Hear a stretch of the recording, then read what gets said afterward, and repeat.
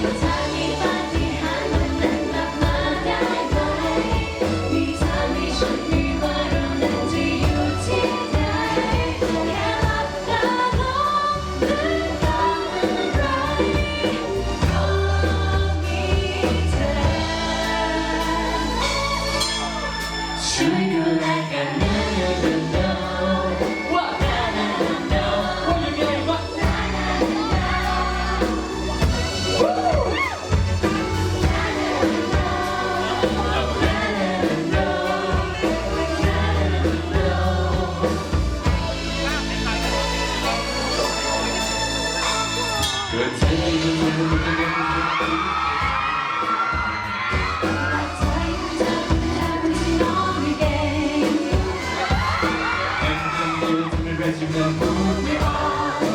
ก็อยากจะสิ่งจะบอกแต่เธอต้องยอมไหมโอกาสว่าทุกเรื่องเป็นแค่นี้ยังก็เฟสตันโลกลายไม่คิดว่าอยากจะสานให้เราพูดยกอีกแล้วแต่คิดฉันจะเพียงแต่เชื่อก็ทราบจะไปอยู่ตรงนั้นจะไปหาแน่ๆเธอจะอยู่ที่ไหนจะมาเส้นไหนที่หาฉันได้ยังไงจะคิดกับฉันเอาไว้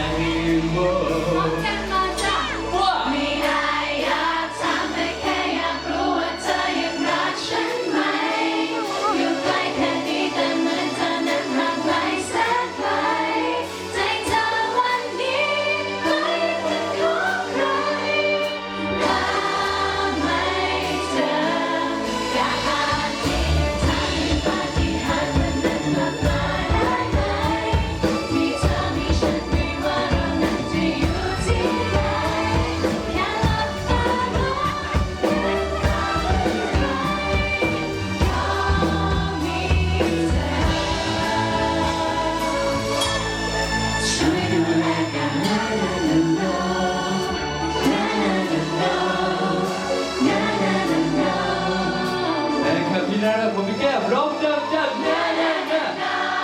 ว่า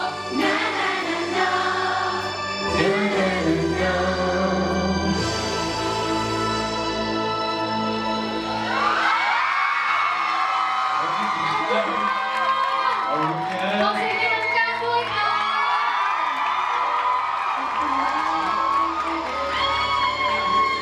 วันนี้พี่แก้มสวยมากขอเสียงให้พี่แก้ม